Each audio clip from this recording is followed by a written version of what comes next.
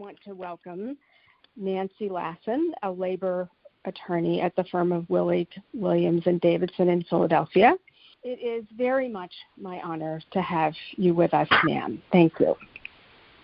Well, I'm glad to be here, Sarah, and this is going to be a fun discussion, I think. Good. So when you and I were preparing, we talked about the vast differences between the world of work in 2020, January 2020 versus January 2021.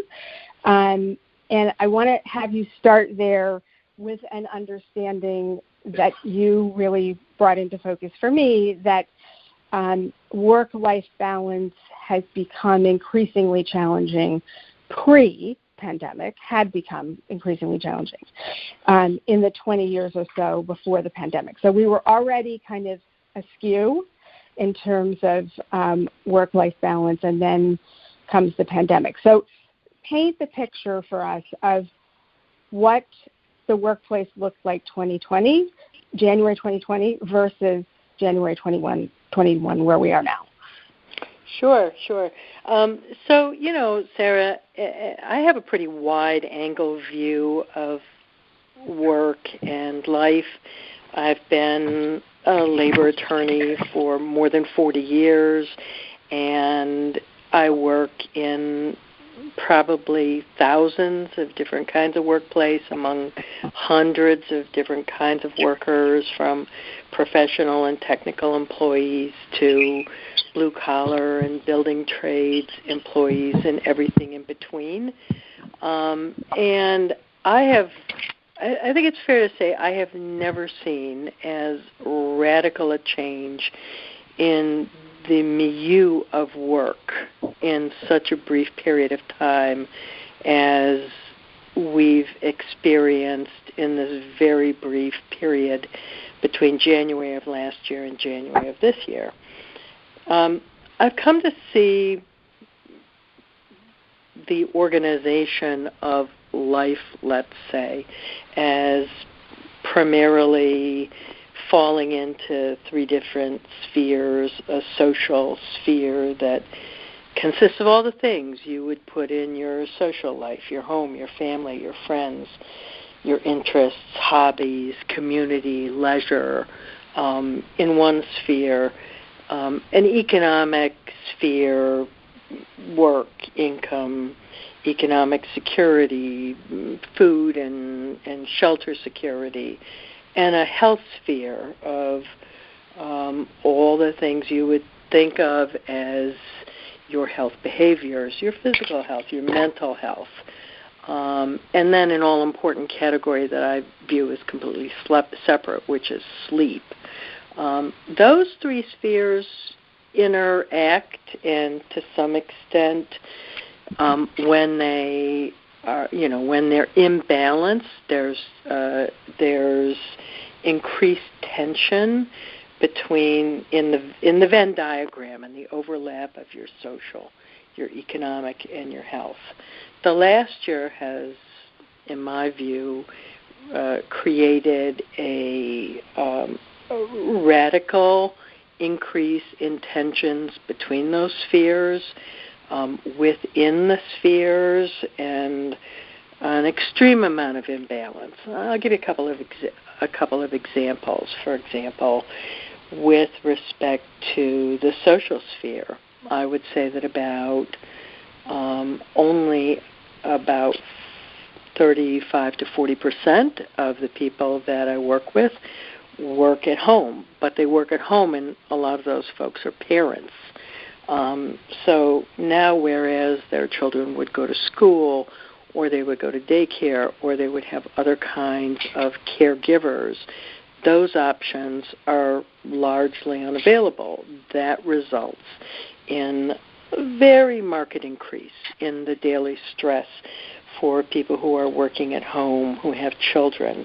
The absence of friends, in even family, the isolation, the lack of continuity in relationships, the isolation in communities has resulted in a vast increase in the tension and stress that in the social sphere.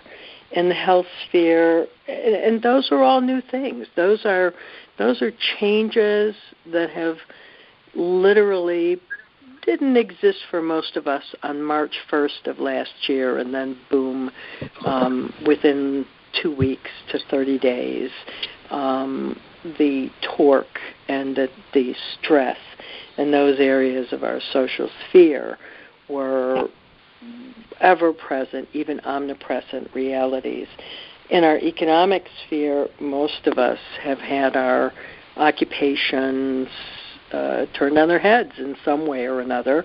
Those of us who had offices, like myself, perhaps haven't been to their offices for 10 or 11 months, 9 to 10 months at least.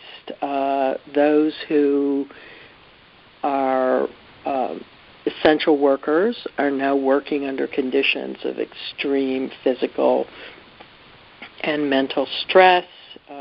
And then there's the unfortunate 30% or so of workers who weren't able to retain their jobs. Some industries are under extreme duress, and from restaurant industries to the theater industries and arts, small businesses that have just lost so much of their traction in the past year, and has resulted in extreme stress and anxiety in the economic sphere. And finally, a really huge change, and I think this perhaps relates more to this program, an enormous change that people have suffered and workers have suffered is to their own health sphere. Almost every variable that I put in that sphere has degraded in the past 9 to 12 months. Some have done a better job in stopping the mudslide, or putting some walls in place, but it's been fairly dramatic. Degraded physical health in terms of the load of COVID, especially mental health, COVID, and the political environment of the past year, the stresses and anxieties that people have experienced within their own social and economic spheres have resulted in marked deterioration, I think, in the typical mental health profile of most people. Health habits have deteriorated, from our ability to get exercise to maintaining the daily predicted structures of our life that, say what you will about it, humans do best, and all the research and studies have long established that humans do best when they have a relatively established daily structure. Well, that kind of was thrown out the window about 9 months ago. And finally, in that health category, I am seeing across every occupational group and every industry a degradation in sleep. And we all know that sleep patterns, sleep amount, the quality of sleep is a huge variable in general health status. And as stress in the various spheres increases, and especially as time allocated to other activities within those other spheres increases, particularly the social sphere with home demands and work demands in the economic sphere, what has to give is something in the health sphere, and too often that's sleep. And in the past year, I Honestly, Sarah, I wish I had $5 for every time someone has said to me that their sleep is shot to hell, just since the beginning of the pandemic. So all those things are extensive changes of character, quality, and frankly, volume that are astonishing for people to have undergone in a mere 9 months' time.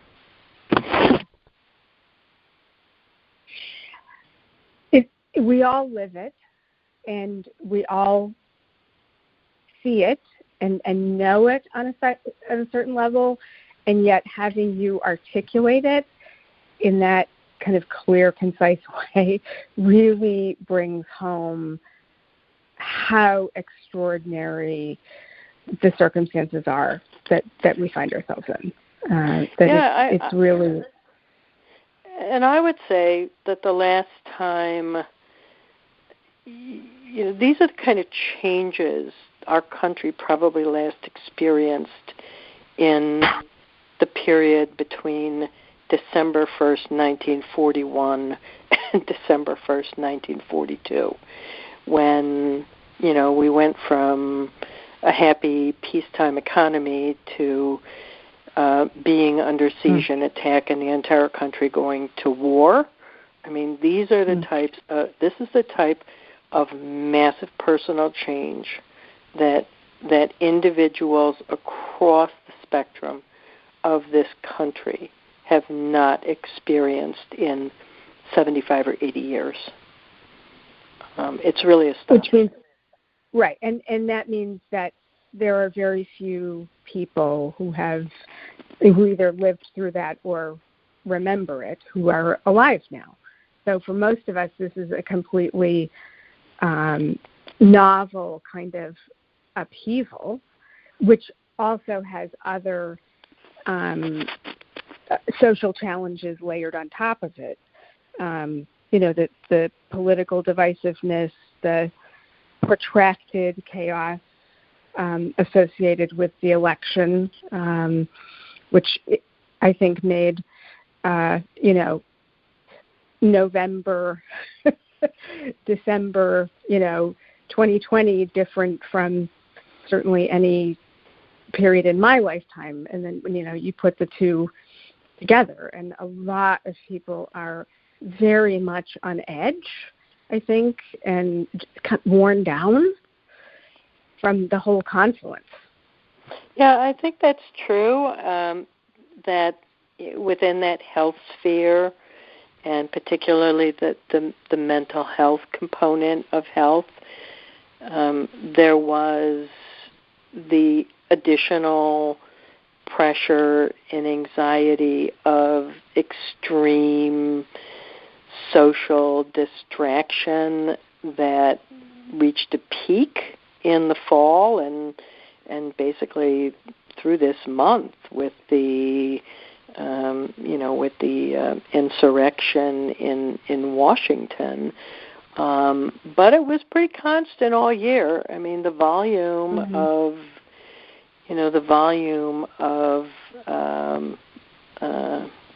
from the dissension and discourse, social dissension and social discourse, it was not new at the beginning of January 2020. So I think that was a stressor that had been fairly prominent since 2017. So perhaps I didn't emphasize it as much as something that was a change. But you're right, the drama and the conflict and I think general anxiety that Americans, no matter what their belief structures are or their how they express those beliefs, definitely became more heated in the period from September to January of this year. It didn't help. It didn't help anybody's mental health. That's for sure. And in the workplace, I see the overlap of these three spheres and the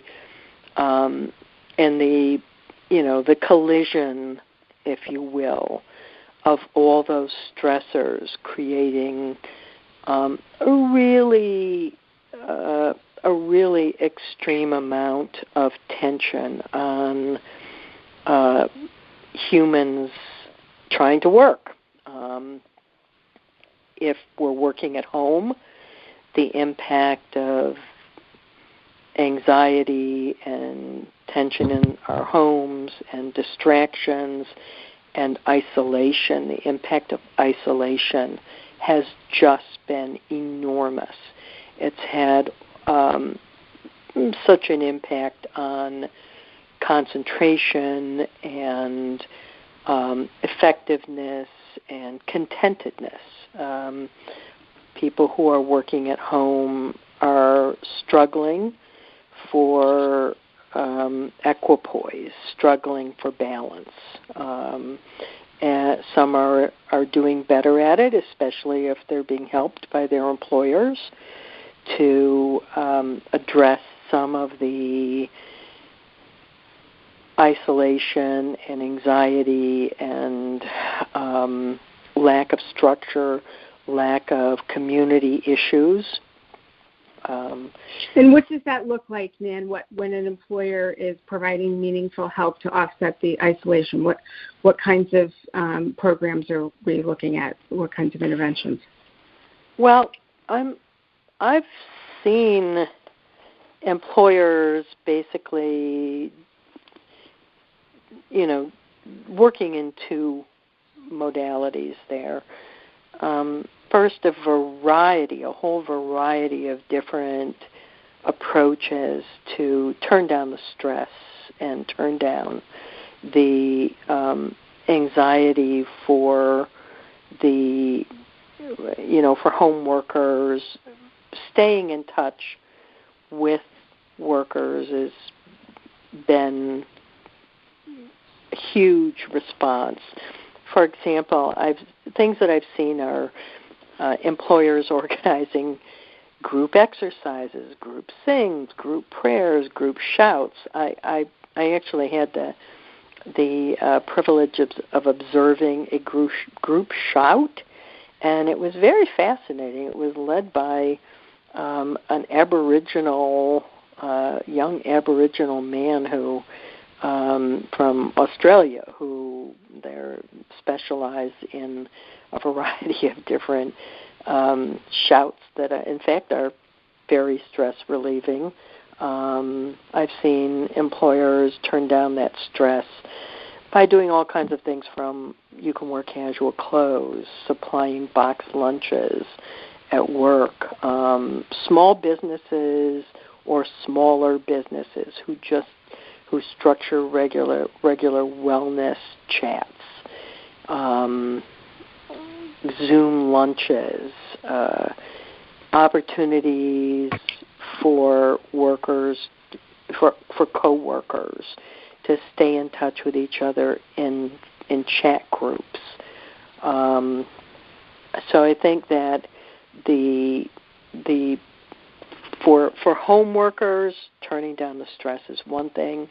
A second thing that's has seemed to me to be very effective is working with your employees and your coworkers to the extent you can mentor someone else in how critical it is to establish a work structure. Unfortunately, people who aren't reporting to an office and don't have fixed work hours or even fixed expectations anymore frequently don't know when or how to quit. So don't know where or how to establish work.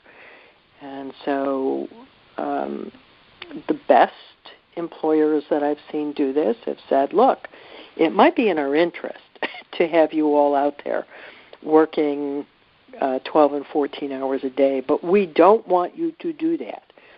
And they have conducted mentoring and goals, seminars, and even one-on-one with workers to say, okay, how can we help you to establish a fixed work area, establish fixed work hours, adjust your expectations of how much you'll work. Those are really critical variables for workers to keep work in perspective, keep work in that economic sphere and not let it bleed into that social sphere and the health sphere any more than, to keep it in balance within those spheres. And of course, Sarah, the best employers are maintaining conspicuously safe work practices, high-quality PPE. I know so many employers that have gone from the, paper masks that are sometimes of questionable quality to distributing KN95 masks now, which are pretty widely available. The paper masks will cost, 12 to 15 cents a piece. KN95 mask, which is much more effective and much more protective, may cost $1.50 to $2 a piece. But they've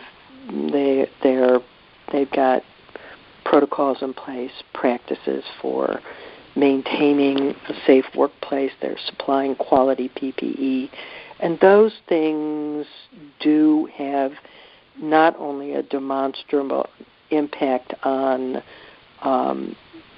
maintaining the organization and access to your work site, but they do help the workers, the people that you employ, be confident and feel less stressed going to work. So those are the three general types of structures: turning down the stress, mentoring people on establishing reasonable work expectations, and a schedule, and establishing safe work practices that I think are the most effective and that I've seen most often from quality employers. And you also spend time speaking one-on-one with individual employees, and you end up, you listed when you and I were first talking about this program, you listed the myriad roles you find yourself playing: parent, mentor, coach, therapist. I'm going to add life coach, based on what you told me about some of the conversations you have with people one-on-one. But tell me about some of the kinds of things that you end up helping people problem solve about in order for them to try to restore some semblance of balance in their work lives. Well, until you use that phrase, life coach, Sarah, I certainly never really thought of myself as that. It's it's not a title that I claim. Believe me, I'm trained as an attorney, but it is true that I have a wide range of contact with people that I am very close to at a personal level, and who I mentor around the fact that they either work for me, which are over 100 people, or that I work for them, which are probably well over 100 direct clients.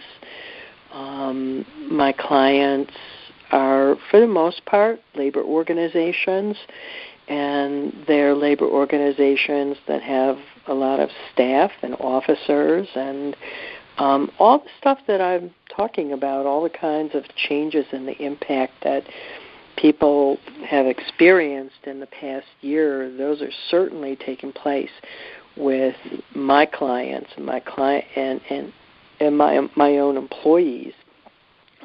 struggling to maintain balance between those social, economic, and health spheres, and also within our bargaining units. So I find myself, I find myself often, many times a week, less now as the pandemic has gone on. It seemed like it was every day, every hour in March, April, May, as people were adjusting their expectations and trying to catch up with the changes. But talking with people about how critical it is that they understand, have a big tent. I call it a big tent understanding of the organicity of your life, to get a grip on how to control these variables, to understand the issues in your social sphere, your economic sphere, your health sphere, so that you can identify particular areas where the stressor on one aspect or one variable in that sphere is becoming a boil over, a blowout type, or closing on a blowout type situation, and those are different from person to person. I mean, I have some of my clients whose physical condition has just radically changed over the past year, either because they've had COVID and they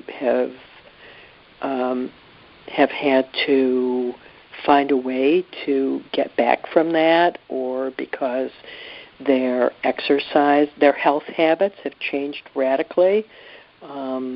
People that used to have much more access to exercise and to a healthy diet and to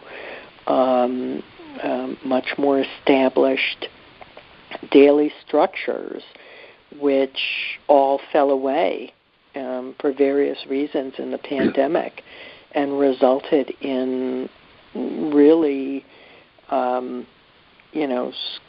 screaming sirens in that health behavior area.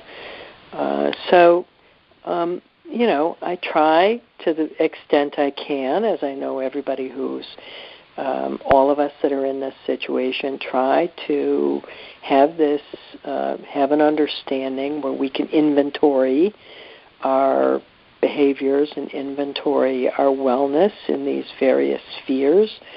And sometimes I'm able to pull it together a little more for people, because when you're down there in the trees struggling, it can be very hard, Sarah, as you know, to see the big picture. And that's what you do, and it's what Oasis does. Mm-hmm. It's the kind of wellness issues that I really encourage people to turn to. I think that seeing the bigger picture and working with someone that can help you refocus and help you get out of the weeds, get out of the trees, and get a wider eye view on your own life and stressors is sometimes, for my guys at least, critical to getting themselves out of the mud. So part of what you're talking about is sort of being able to get your life in perspective in order to be able to see where the opportunities are, to be able to try maybe doing something different, right? To find that opening or those openings. Yeah, absolutely. And look, everybody knows when they're not feeling comfortable, or I would hope everybody knows when they're not feeling comfortable. And when not feeling comfortable progresses to discomfort, and discomfort progresses to agitation or, psychic or physical pain, then you have to be able to step back whether you can do that on your own or you can do that with someone close to you or someone outside your your daily microcosm, but you have to be able to step back and inventory the variables in those spheres that are causing that stress.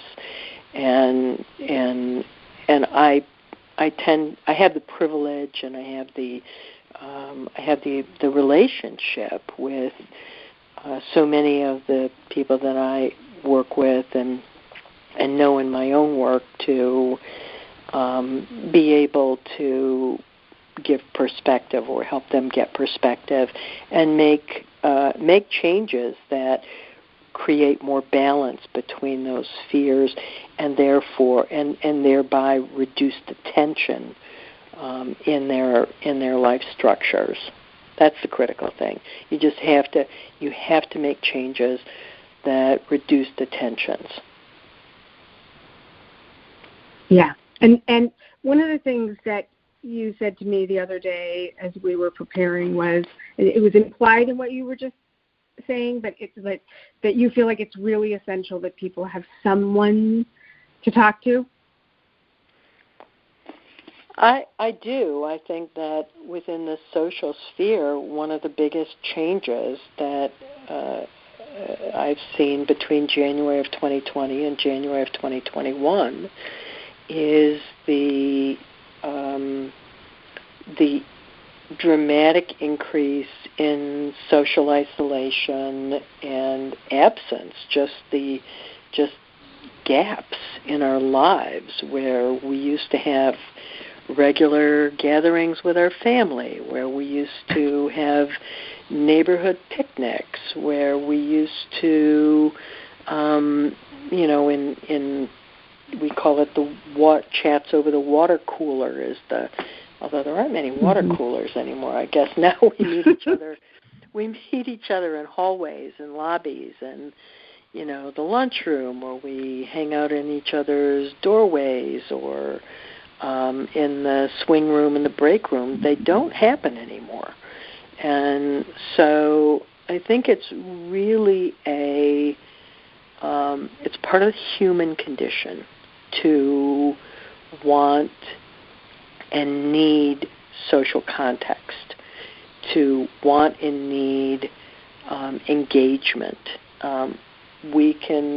We're all on a continuum of needing that. There are some people who are quite content living an ascetic, monastic kind of existence where those needs are minimal, but most of us fall somewhere in the middle of that continuum, and we need that regular social engagement. So if you don't have it, in particular, people that either live alone or that live in a situation where they're isolated from family that they have otherwise very close relationships with, or isolated from community, or who work at home. Working at home is a huge stressor for human beings, mentally, physically, and emotionally.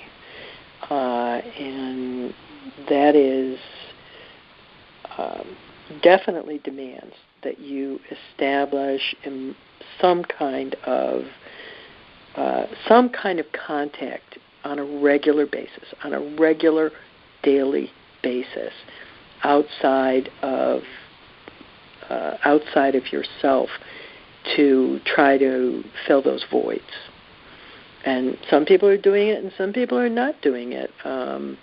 People that are going to work every day, I think on the whole, my observation is that they are having a better time meeting and filling the social gaps, but a worse time with anxiety and fear from health and similar worries and concerns.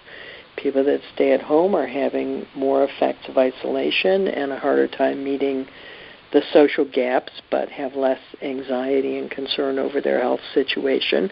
So there's trade-offs from all angles, but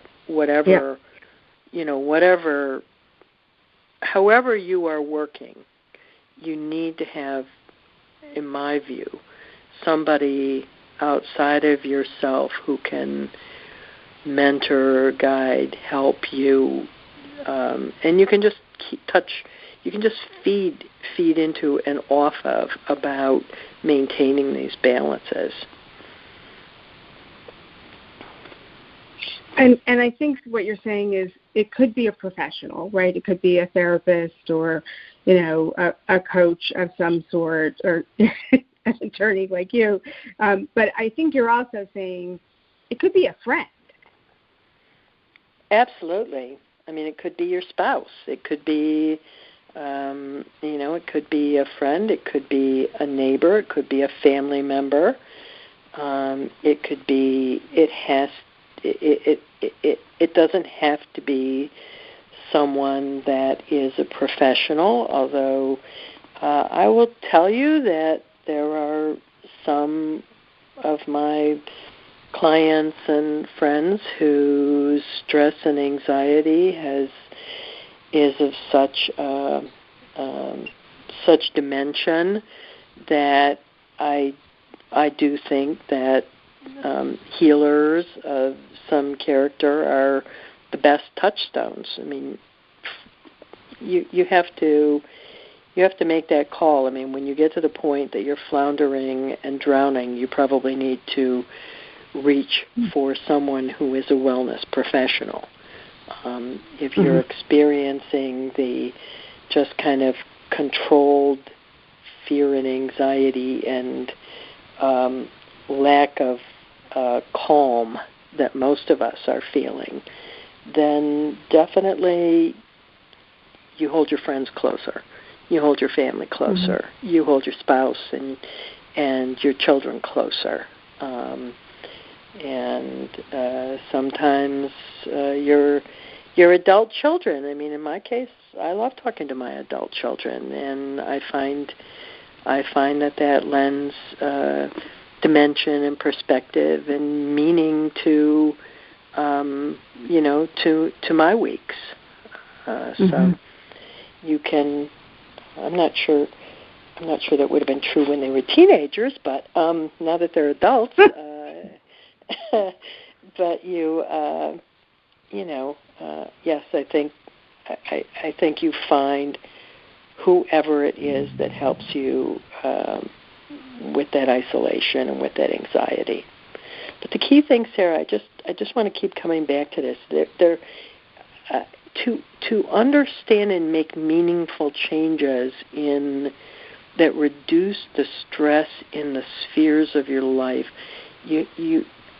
I find it helpful to bear in mind that umbrella structure, to itemize. I have a checklist of the variables in each of those spheres, and I do my own wellness checks, and I encourage my clients, do your own wellness checks. I mean, ask. You don't have to do this every day. You don't even have to do it every week. Periodically, check in and say, okay, do we need a tune-up? How are we doing in these variables and these factors within the spheres? Because the tension between the spheres and the imbalance between the spheres is, generally indicative of some one or more of the variables becoming a source of stress. And you have to, in order to address it, you have to be aware of it. And in order to be aware of it, you have to be conscious. And in order to be conscious, there has to be some level of some way that you're periodically checking in with yourself and inventorying your own wellness. Does that make sense? Yeah, it's abundantly clear. I think it's wise, and I do think that the Venn diagram that you created that we sent out for people is like, there's your checklist, right? Like, there it is. That was my 5-minute diagram for you. Yeah. On Sunday morning, so we could have our conversation. Yeah. No, it's a very comprehensive schema. So we've been talking a lot about the issues related to work-life imbalance.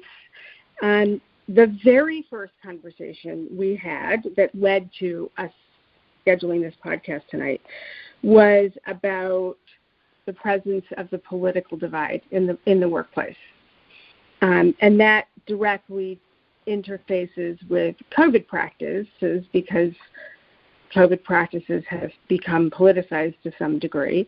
And I said the issue of the political divide is so hot that a lot of people don't want to talk about it. Some people, because they're not ready to talk about it yet. And you said, well, I can talk about it. So we haven't really talked about that yet. And I think that to the extent that it is part of what we're living with, is not just all of the effects of the pandemic itself, but the political conditions, that have become so extraordinarily polarized. And those polarizations are everywhere in our lives. So I'm making an inference that you see it in your work, in the workplace. And I think based on the fact that you said you could talk about it means you have something to say about what you see. So what do you see? There has definitely been an increase in social tension, an increase talk, I would say, and around political issues, and there are some workers. I mean, there are some of the unions that I work with have identified specific individuals that they feel are so intensely involved in their politics that they believe they present risks of, there's so much anger, there's so much emotion that they believe they present risks of physical violence. And so that's been a focus, happily not widespread, but I do know cases, and I'm going to be discreet and not identify particular employers, but I definitely know, of course, certain kinds of trades, different unions, and specific workplaces where a watch has been instituted on individuals who we believe pose or could pose a generalized threat to coworkers or the work environment. And there's a wide range of responses of employers to how to deal with these situations. For the most part, I think I said this to you, employers either under-respond or over-respond. Either they're on the under-response continuum, it's like, okay, well, nothing's happened yet. We'll deal with it if something happens. That's not a good response. Generally, I think if there are,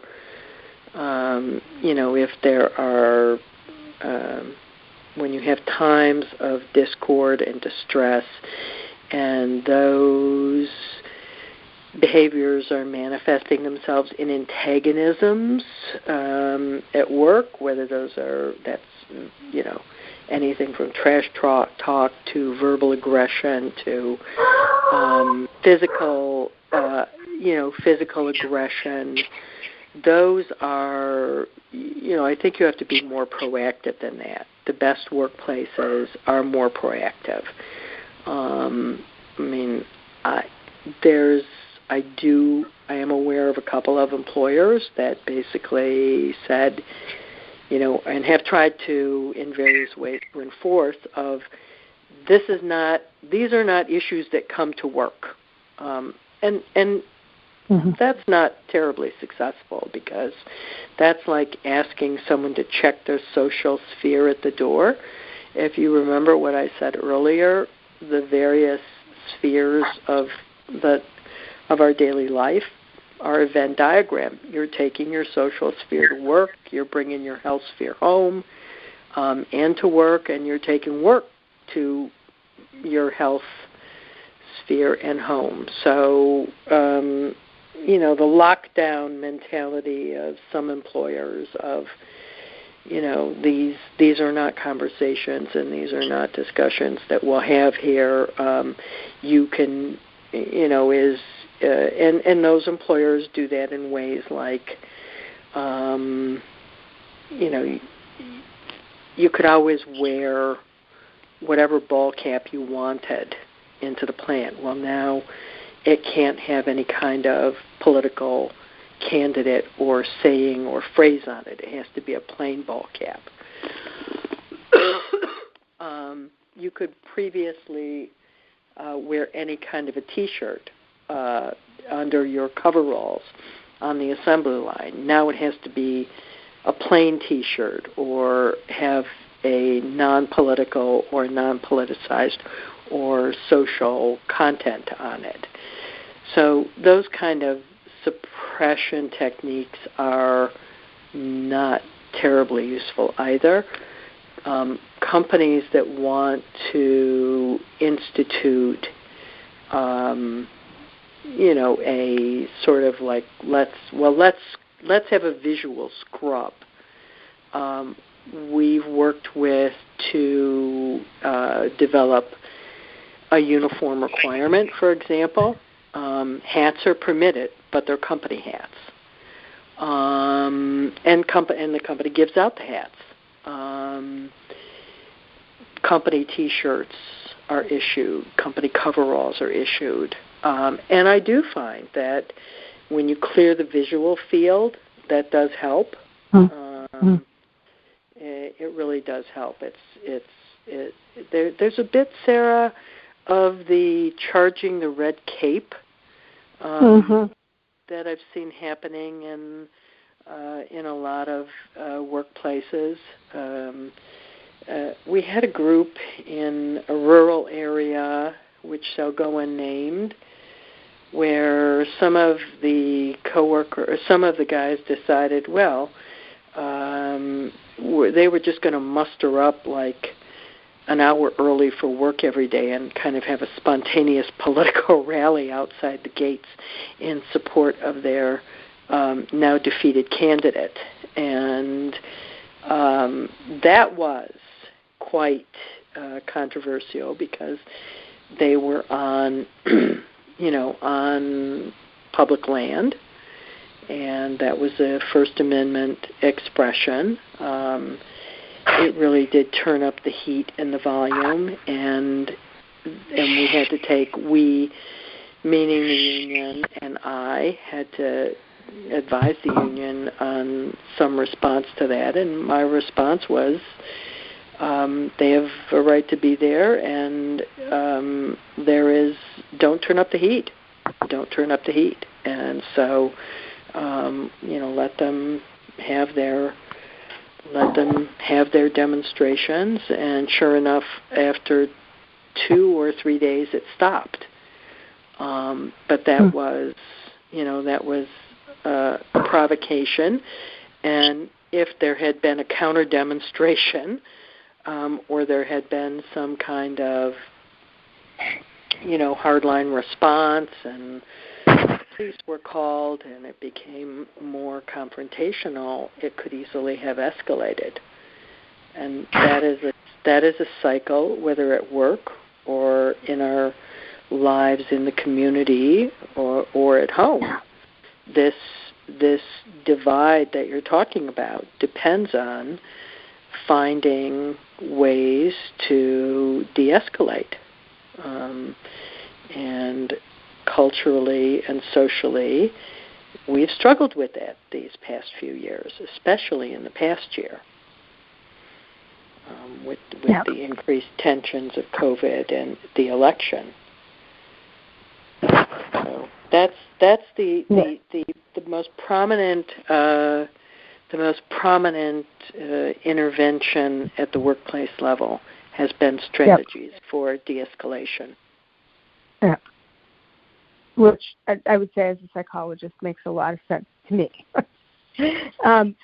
And Nan Lassen, thank you so much for sharing your really wise and practical insights into how we can navigate the world of work during this really challenging time. It's always fun to talk with you, Sarah.